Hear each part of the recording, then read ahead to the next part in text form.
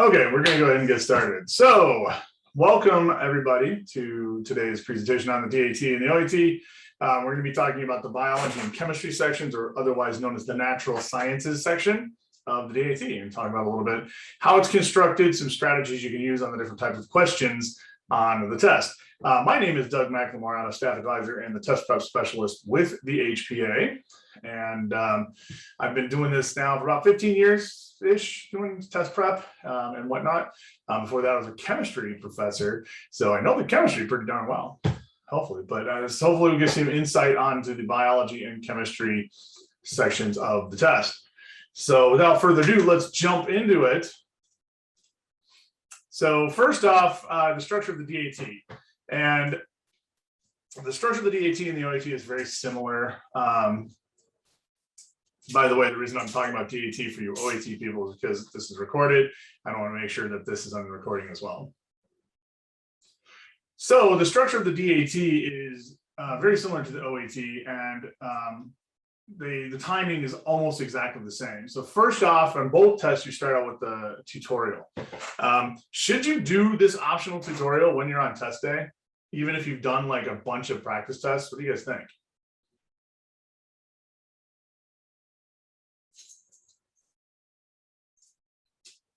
Yeah, but don't do the tutorial.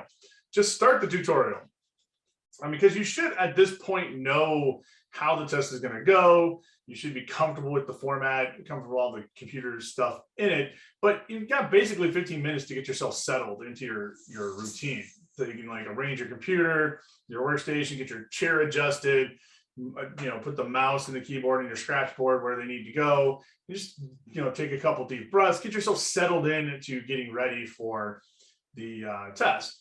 Then in both tests, the survey of natural sciences is the first big section. You got 90 minutes to do 100 questions, 40 biology, 30 GChem, and 30 OChem in that order. You need to decide when you move on to the next group of questions. It's not going to say like, oh, your time is up for these 40 bio questions. So one of the biggest things about the natural science section, I can tell you right now, is pacing is the big issue. Because on the test, you get a score for each, the biology, GChem, and OChem, which then get averaged together into your overall score. So while you might spend lots of time on bio and GChem, you could get like a pretty solid score on bio and GChem. But if you tank the OChem section because you didn't give it enough time, that will dramatically decrease your average score than if you did okay on the bio, okay on the GChem, and okay on the OChem. It's best to speed up a bit on the bio and the GChem just so you have the time for the OChem, because you want those scores to be about the same. You don't want to have two really high and then one very low, because that averages out poorly. So you got to remember each one of those contributes to your average overall score. The DAT at this point has the perceptual ability test, and it's 60 minutes for 90 questions, and we'll have a session actually next week just for the DAT perceptual ability test. For the OAT, you end up taking a physics test, which is 50 minutes, 40 questions in there. And these you do not get a calculator for, and the physics questions are like you still do some calculations, but mostly it's setting up calculations, as we'll see next time for the OAT, because we'll split off into two sessions. One will be the PAT, one will be the physics for next time. Then you get an optional break. Both tests have an optional break at that point. It's basically your lunch break. So you have 30 minutes to take that break. Should you take your optional lunch break?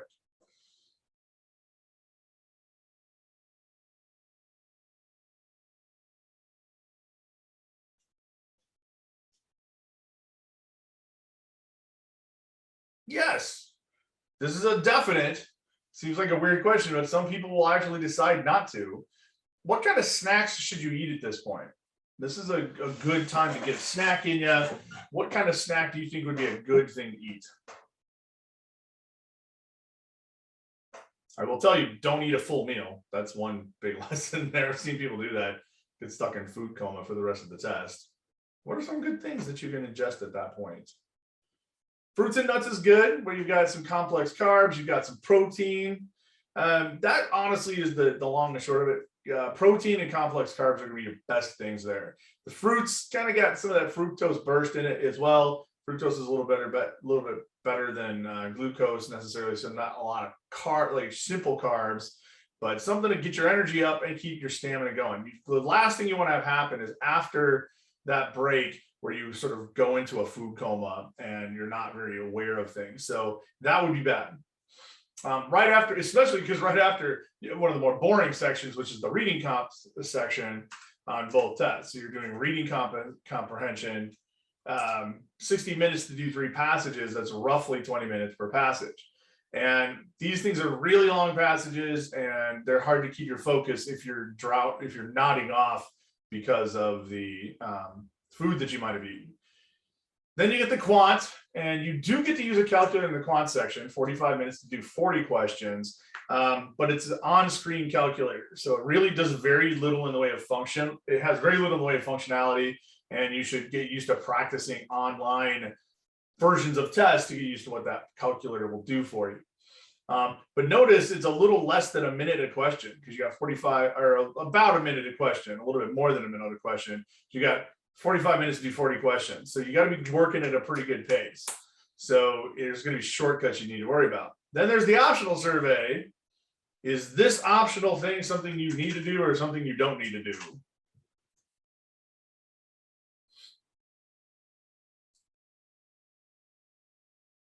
You should start the optional tutorial. You should start the optional break. Yeah, I would say you don't really need to do the optional survey unless you really, really want to give them some feedback. In essence, you gain back 15 minutes of your life, you can get the heck out of there a little bit sooner. Overall, the DAT has 280 questions, as does the OAT, but the DAT is a little bit longer because the perceptual ability test is 10 minutes longer, whereas the OAT is about 10 minutes shorter just because you have less time on the physics section. So there you go. Now, the section we're going to be talking about today is the survey of natural sciences, which includes biology, general chemistry, and organic chemistry. So let's start with the biology section. You're going to get 40 questions in here. I didn't remember to ask, but when are you guys planning on taking your tests?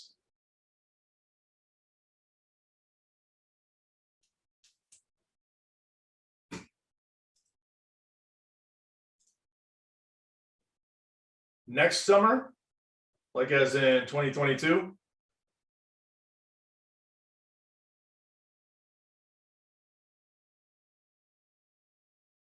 And then winter. So for the winter takers, for somebody fall and winter takers, you would not expect there's going to be any changes to what's going on in the test. I would expect by next summer that there should be. So they've been working on this for a while now, although it used to say 2020, now it says 2021. My guess is this was slowed down because of the COVID pandemic. So we would expect to see some changes in the biology section coming soon, probably by the time you take it next summer. Keep your eye on that. Things might change a little bit. My guess is it's still the same structure. It's probably them rearranging the content a little bit. Hopefully they bring it more in line with what a dentist and or optometrist would probably need. For example, this sort of stands out as being an unusual topic, photosynthesis, because neither a dentist nor an optometrist is generally working with plants. So that's a little weird. And I'm also hoping that they do away a little bit with the major taxa. So they do have occasionally, well, not occasionally, in pretty much every test, where they're going to ask you a question about like what family or what kingdom do these animals exist in. And so that nomenclature system is a little bit funny. It's like pretty old school. So hopefully that takes a back seat. And then I think hopefully the evolution, ecology, and behavior gets adjusted, because again, that's not really something that's appropriate for the fields that you're going into, dentistry or optometry.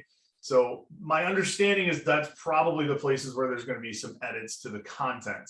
So if anything, the content will probably get a little less inclusive of some of these topics, which means they might be able to go a little bit deeper into some of the other topics that you see here.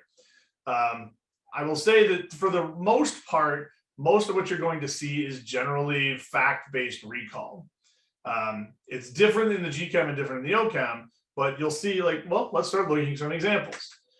This is a great example of a question that you'll see in the biology section. It's just basically asking, do you know which of these terms are which?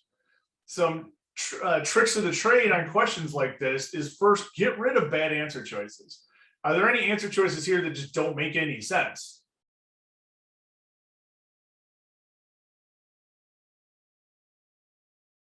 As in, they don't really exist, in fact.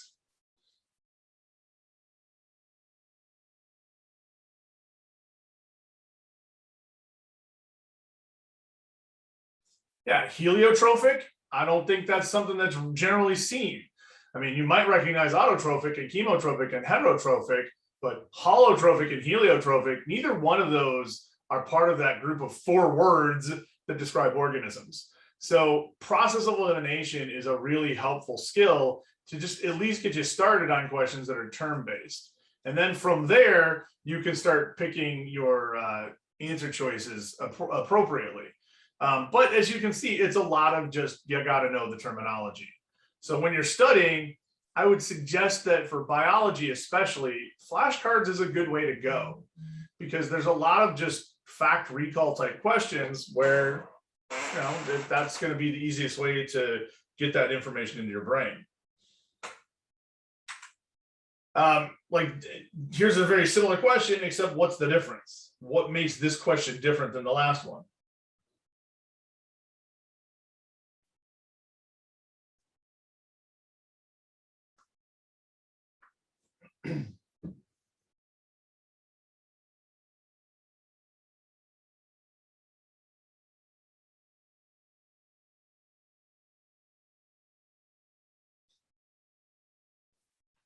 Go back to the last question.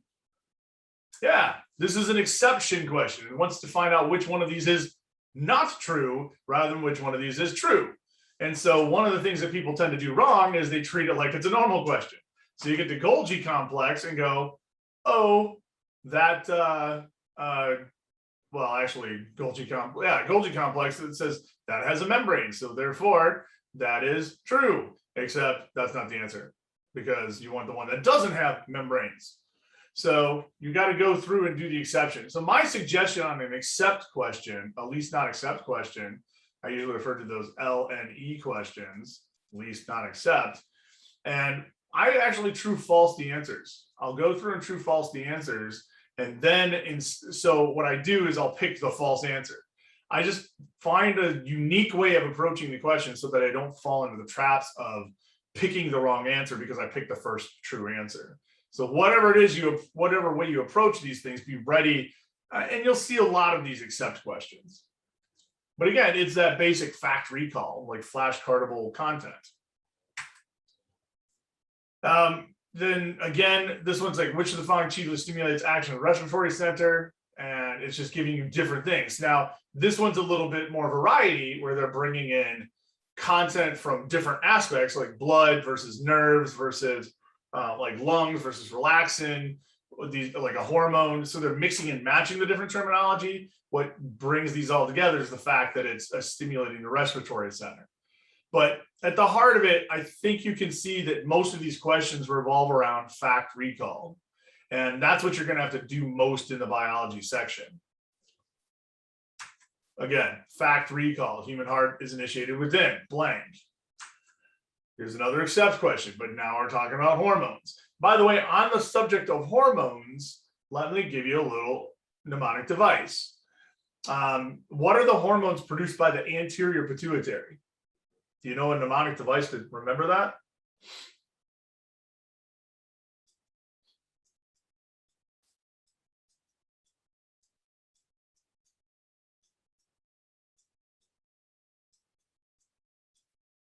I don't know if you ever heard of this. Flat pig. Flat pig. So mnemonic devices are going to be a powerful tool to help you remember stuff for questions like this. What is F in flat pig? Any ideas?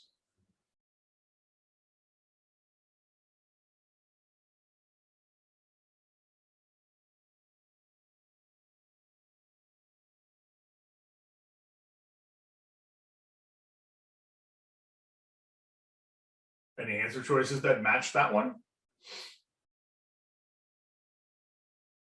Yeah, F is follicle stimulating hormone. So that is produced. That is a true statement.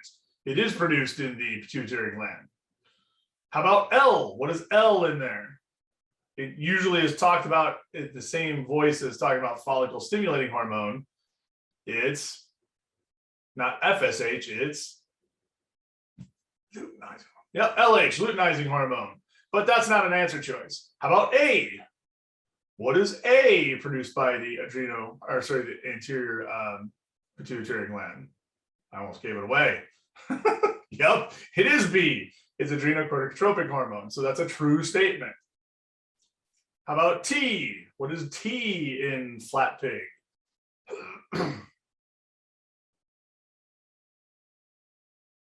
That's going to be A, thyrotropic or thyroid stimulating hormone, or TSH, whatever name you go by. How about P?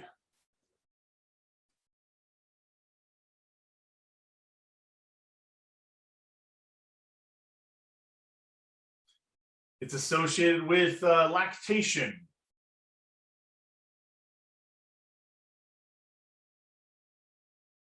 Prolactin. That was not an answer choice. How about G?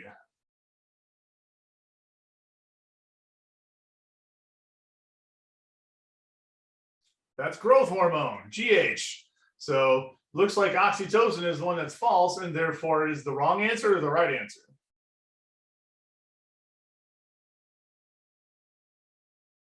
It's the right answer, so that's the one I should be picking. So mnemonic devices can be really super awesome for this content. It's just as much as using flashcards, but if you can come up with mnemonic devices, you could pretty easily use that mnemonic device here to answer this question. You can just remember flat pig, and there's only one of those that does not belong to flat pig. And there you go. They also get into development. And this is, again, where it's a little bit of that stuff that's probably not super relevant to you as a future dentist or optometrist, but it's there anyway. And you have to know, some developmental biology as well.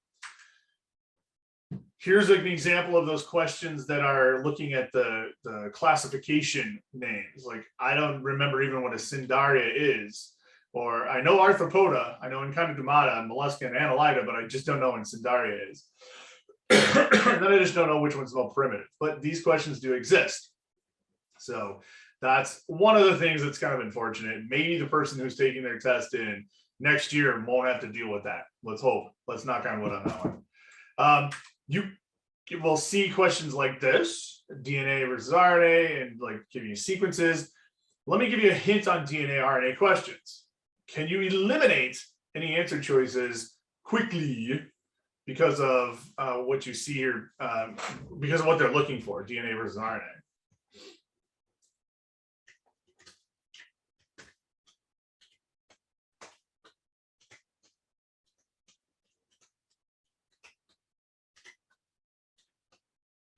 Why can't I eliminate A, C, and E on this one?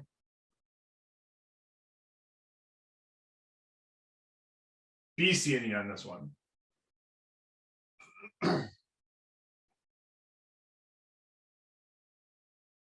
Right, mRNA doesn't have, or RNA period doesn't have T in it. So I can go boom, boom, boom. Already I've done some process elimination. And instead of just trying to find the answer, this is a nice way to make it easier on myself. And then it's pretty simple to figure out what the correct answer would be, because what does G pair up with?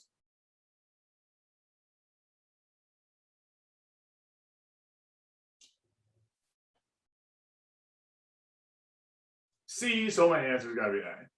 So when you eliminate first, then you're going to be in good shape. You're going to be in good shape. There will be potentially a little bit of math, and that's when it comes to genetics. But when they're talking percent chances, it's usually just dealing with fractions like 1/2, 3/4, 1/4, or 100%. And in fact, can you do any quick POE on this question as well? Which percentage is just not logical given the way genetics works, Mendelian genetics works?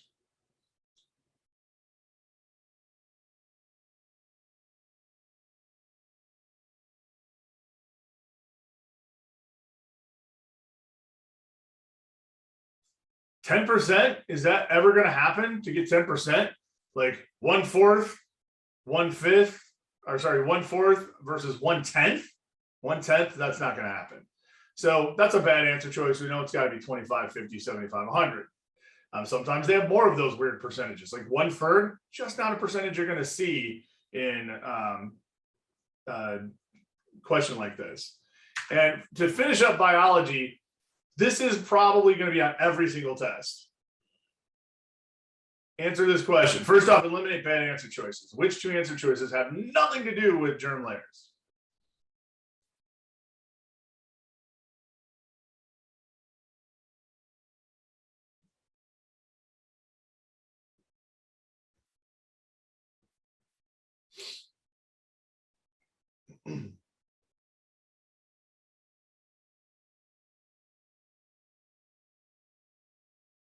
Like, two of these answers are not like the others. Two of these are not the same. Yeah, notochord and dermis got nothing to do with it, because the germ layers are the endoderm, ectoderm, and mesoderm.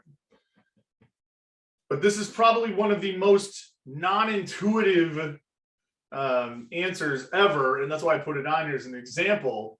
Where does the nervous system come from? Does it come from the ectoderm, the internal, the mesoderm, the middle, or the endoderm? Sorry, the ectoderm, the outer, the mesoderm, the middle, or the endoderm, the internal? Where does the central nervous system come from? Any ideas?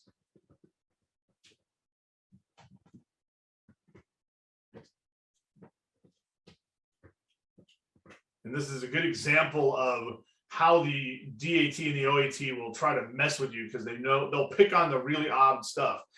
It might seem like the mesoderm because it's like under the skin and it's not part of the GI tract. However, it is ectoderm.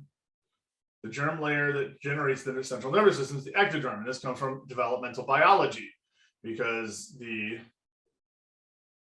central nervous system comes from this invagination on the surface of the embryo, which then gets closed off to become the central nervous system. So it starts out ectoderm and then it becomes the nervous system. So they'll pick on the little weird things, the unusual things, because it doesn't make logical sense sometimes. So that's just a quick run through of a handful of bio questions. Let's jump into the chemistry. What should we expect when it comes to chemistry? Well, we're going to see a distinct difference in types of questions when we get to GChem, mostly because of the content. I do want to point out a couple of the content pieces which people are usually not ready for. And that is, number one, the lab stuff.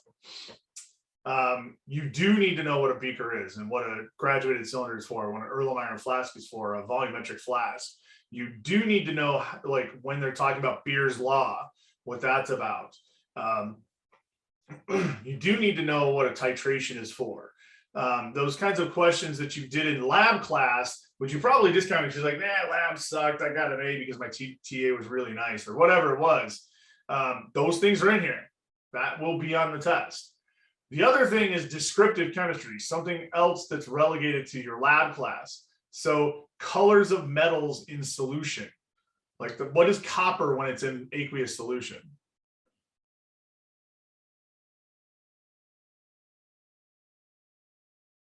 What color is copper in aqueous solution? It's blue. Or what color is nickel in aqueous solution?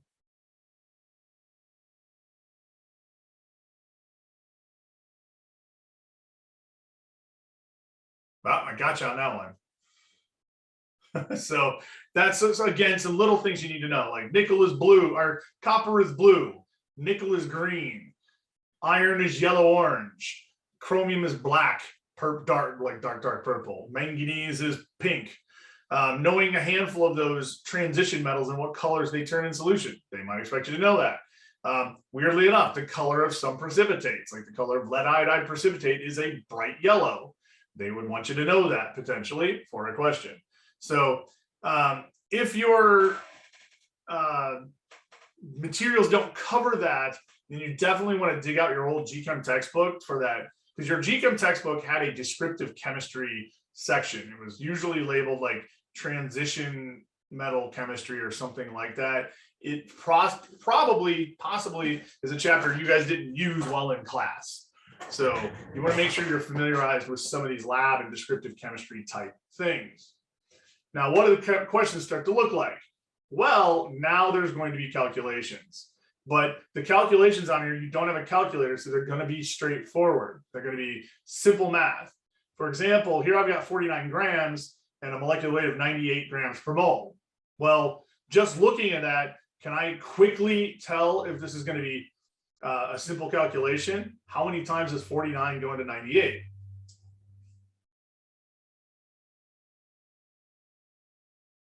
Two. So it'll be that level of math you're going to see in the GChem section. It's usually very eyeball level math. So I'm going to have a half a mole of sulfuric acid.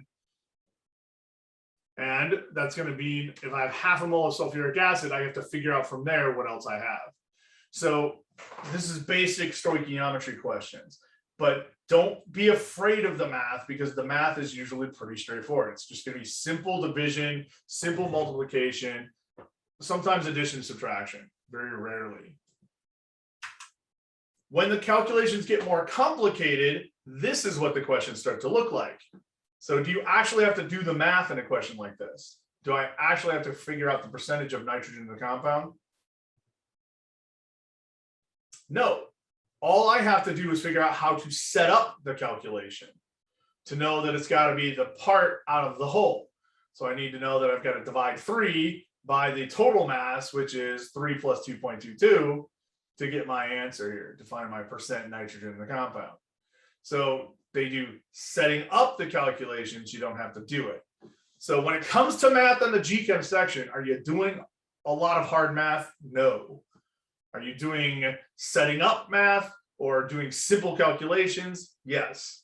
That's what you should come to expect. If you feel like you're doing a lot of mathematical steps, if you feel like you have to do long division, you feel like you have to do long multiplication, then you're doing it wrong. You're probably overworking the question. Then you get questions in this section that start to have a little bit more wordiness, where they're talking about, they're using a little bit more of your ability to read and comprehend what's going on. So like water has a higher boiling point, which is probably best explains this phenomenon.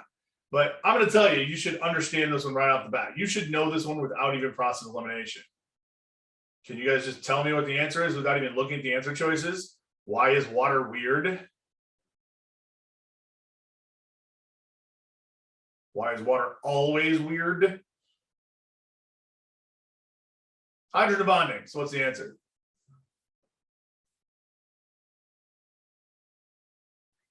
A. So, I mean, this is such a cliche question on a DAT and OAT that water is weird because, that you just got to know that. Water is weird because hydrogen bonding. This may even come up in the bio section. This may even come up in the OChem section. So water is weird because of hydrogen bonding. Again, just a lot of the fact recall questions do exist in here. It's just not as high a proportion as you see in biology. In chemistry, you will also see questions that are like, which of the following is acting as? Now, there's a good rule of thumb here. If it's on the left side of the equation, is it acting, or is it, sorry, if it's on the right side of the equation, is it acting as something?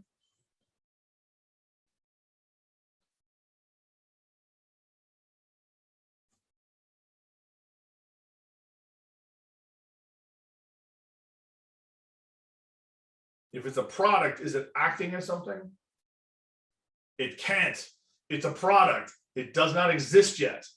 So when you see one of these questions that says blah, blah, blah is acting, well, water can't be on the product side. So it can't be A, it can't be E. So again, a quick way to POE on these things is if it's asking what it's doing or what it's acting like, it has to be a question with it as a reactant, not as a product. Products do not act as something, reactants act as something. So reactants is what you're looking for to go along with this idea of acting or behaving or something like that. Now this applies even if they are reversible. Reactions are always going to be read left to right as reactant to product.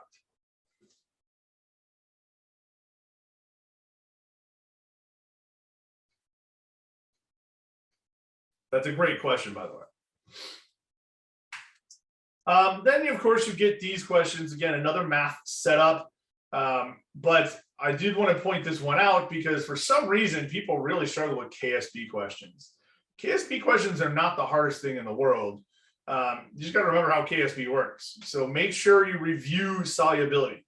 I think the reason why people are not super great at KSP questions is because this, again, is a topic that many chemistry teachers just sort of blow through in class because they spent so much time on acid-base equilibrium that they didn't spend a lot of time on KSP. So you want to make sure you understand KSP questions because they can be really freebie questions. So like right away, I know the answer is A because it's going to be just the concentration of the compound times itself because you're going to have Ag times Cl. There you go. But these are often giveaway questions as long as you just understand KSP. You want to make sure you review that. Understanding oxidation reduction reactions is another important thing to look at. There's a couple different ways to do it, and we'll summarize those here shortly. But right away, can I get rid of any answer choices on this thing? This is along the same veins as 2 questions ago.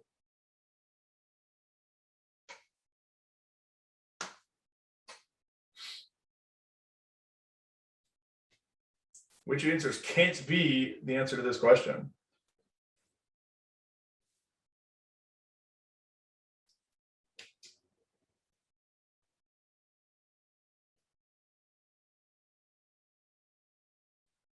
C and D. Why is that? They're products, right? They're products, so they can't be a reducing agent because they're not doing anything. They're just sitting there and they're getting produced. So it's either got to be Cr2O7, H plus, or I minus. And here's my rule of thumb.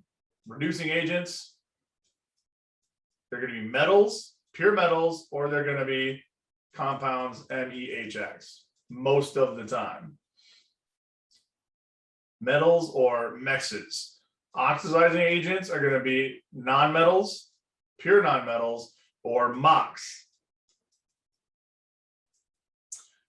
And then you got to make sure there to answer this question that the oxidation number must change in order to be a reducing agent or a oxidizing agent. So looking at this, what's Cr2O7? Reducing agent or oxidizing agent?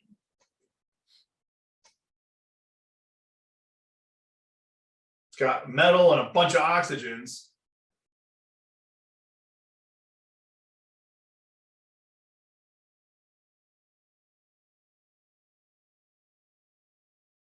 Metal and a bunch of oxygens is going to be a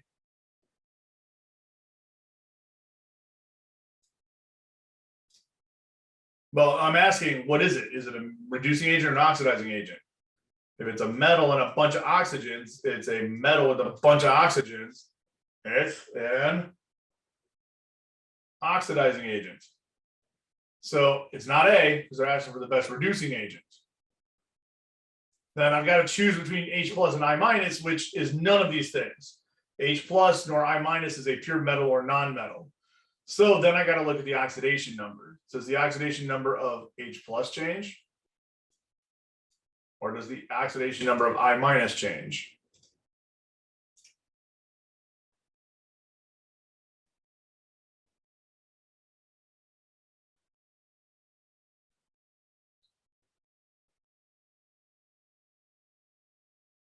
The I minus, because H plus is still H plus in water.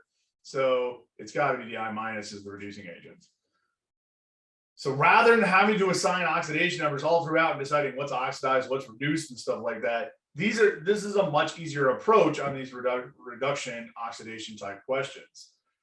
Have a mnemonic device again to remember what reducing agents and oxidizing agents are, and understand that if you're being asked a question about this, the oxidation number must simply change.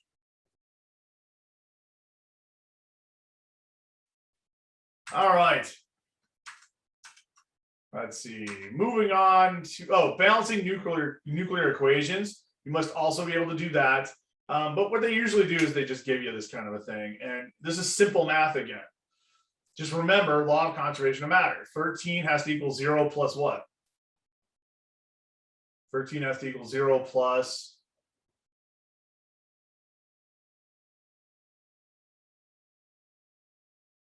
13. And 7 has to equal 1 plus 6.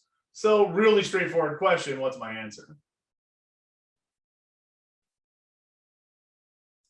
D. So nuclear equations are balancing them. Balancing them is very simple because all it is just make sure your number of particles adds up, top and bottom. All right, pushing into OCHEM. OCHEM. Now, you have a hard test here compared to the MCAT people. So if you hear MCAT people whining about how hard the MCAT is, just remind them that they don't have to remember almost anything from organic chemistry. You have to remember literally everything from OCHEM. So if you still have all those reaction maps and flashcards for reactions and reagents and stuff, dig those out, you're gonna need them. Because about a third of this section is about the reaction mechanisms, and maybe a little more than a third, reaction mechanisms and your reagents. They have synthesis questions on this test. So plus you also got all of the spectroscopy and lab technique stuff as well. So those are kind of pain in the butt stuff. The other thing, you got to remember how to assign things like RS, EZ, cis-trans, things like that. So the questions here are also likewise a little bit different. Here now they're going to ask us chemical questions. Which of the following will most likely undergo SN2? So you got to remember something here. Look at the carbon where the leaving group is. I've got a tertiary, I've got a secondary, I've got a secondary, I've got a primary, I've got an aromatic. So, okay, this has to trigger in me. I'm looking at the substitution pattern for what goes with SN2. Do you guys remember which is fastest? Tertiaries or primaries with SN2?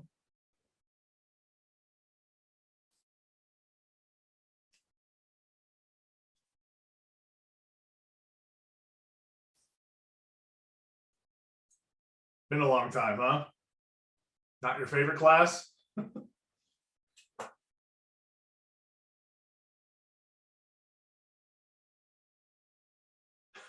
Well, you got to unwipe it from your memory, unfortunately. It's going to be D, the primary. Now, how did I know just to start assigning things like tertiary, primary, secondary? This is actually when I see structures, one of the first things I'm starting to do is look at how substituted it is at the reactive carbon. Basically, where the carbon is got the electronegative atom attached. That should be a good old-fashioned habit right away. Again, like this question, very similar. Where the positive charge is, that's secondary. This one is secondary. This one is secondary. This one is secondary. This one is secondary. So it must be something different than the secondary. So that was my first goal. But then I'm looking at it going like, okay, this must be something different. It must be the position of the positive charge because it looks like that's what's moving around.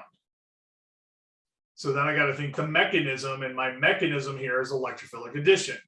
So one thing that I think is very powerful as well for this test is to associate different functional groups with different mechanisms.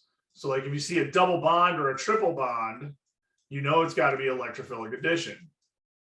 If you see a leaving group, you know it's got to be elimination or substitution. If you see an alkane, you know it's got to be radical substitution. You see a carbonyl, like a ketone or aldehyde, you know it's got to be nucleophilic addition. If you see a carbonyl with a leaving group, you know it's got to be nucleophilic addition elimination. So being able to look at the functional group in the starting material can tell you which mechanism we're dealing with here. So I know from this that if I'm looking at an alkene, I got to be thinking electrophilic addition, which means the first thing that happens is I add an H, not the Cl. So B is out, E is out, I'm not going to get a radical. I'm not going to get a negative charge because it's electrophilic addition, and a positive charge is electrophilic. So once I get the right mechanism in mind, I can now answer the question. Without that mechanism in mind, I don't know where to start. So associate functional groups with a mechanism. Put those two together. We also get some of this good old-fashioned recall stuff. Infrared between 1700 and 1750. Anybody remember this one? It's one of the two big important spectral features you see in IR.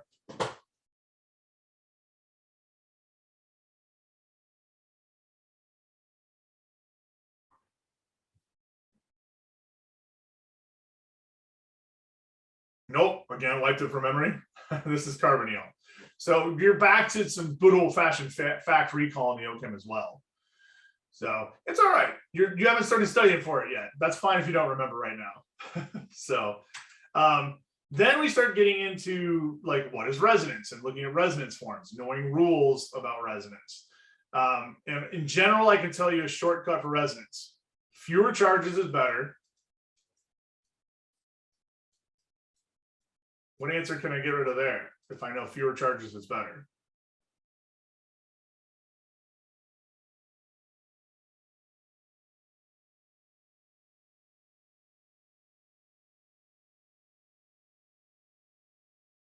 A is out because that's got 3 charges and all the rest have 1 or none. Atoms don't move.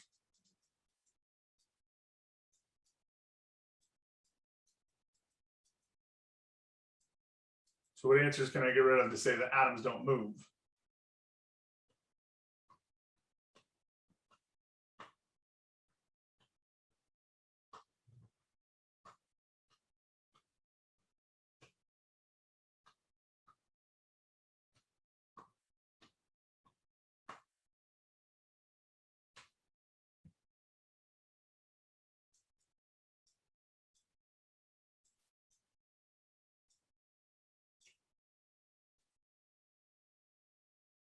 No problem. Do you see those extra atoms there on D and E? Were they in the starting material in 79 in the starting example? Nope, those ain't right. Boom, boom. Those are not resonance structures. And finally, only sp2s are involved. This makes looking for resonance structures very straightforward because if I'm looking at my starting material, this atom, and this atom are the only ones that are sp2. Which answer involves an additional atom besides those 3?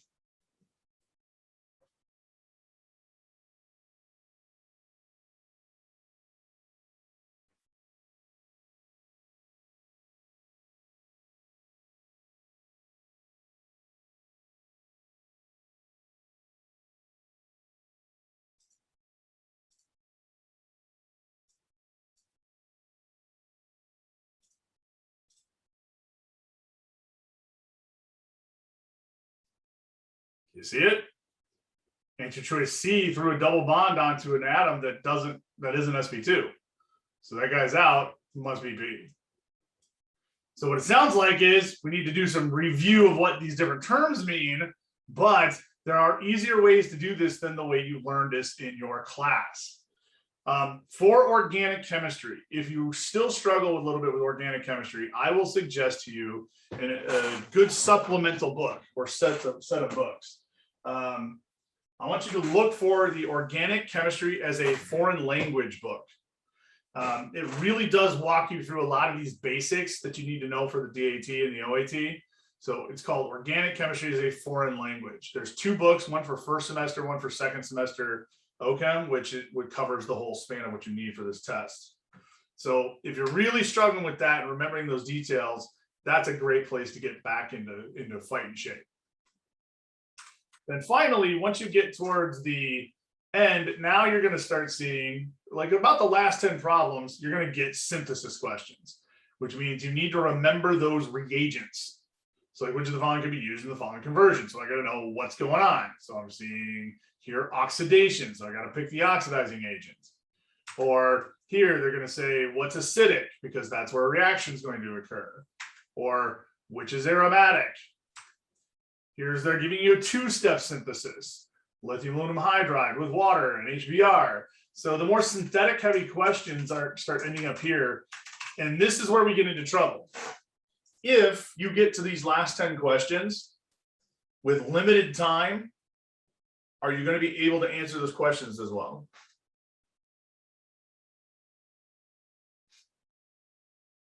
Definitely not, especially the multi-step synthesis questions. So here's where pacing is so important. The organic ends harder than it begins. So you need to make sure you're leaving enough time at the end of this section to spend the time necessary to answer these multi-step questions when we get to the end. So the last 10 questions are as a whole going to be harder than the first 20 of the organic. Pace yourself appropriately. Pacing is key here, but also is recall of just these facts and what reagents do. And that brings us to time. So I'm going to open the floor up for some questions, and I'll remind you guys that we have our next DAT session on July 13th. We're going to be talking about the PAT. And for OAT session, we're going to meet on July 15th. We're going to be talking about physics. And then the next week, we're going to come back together for the next few weeks and be back on those Monday evenings because we're looking at basically the same stuff, reading comprehension and the quantitative section. So I'll open the floor up for questions and remind you guys also that we have a mock test coming up. You can't sign up for it just yet. You should be able to start signing up for it next week. And I do hold drop-in office hours on Mondays from 8 to noon, specific to test prep. I know it can be sometimes difficult to get an appointment with me, but I reserve those Monday mornings just for drop-ins if you need test prep assistance. If you want to come and get a personal statement looked at, I won't actually look at it because I got to make sure I'm focusing just on test prep activities at that point. So any questions from the crowd?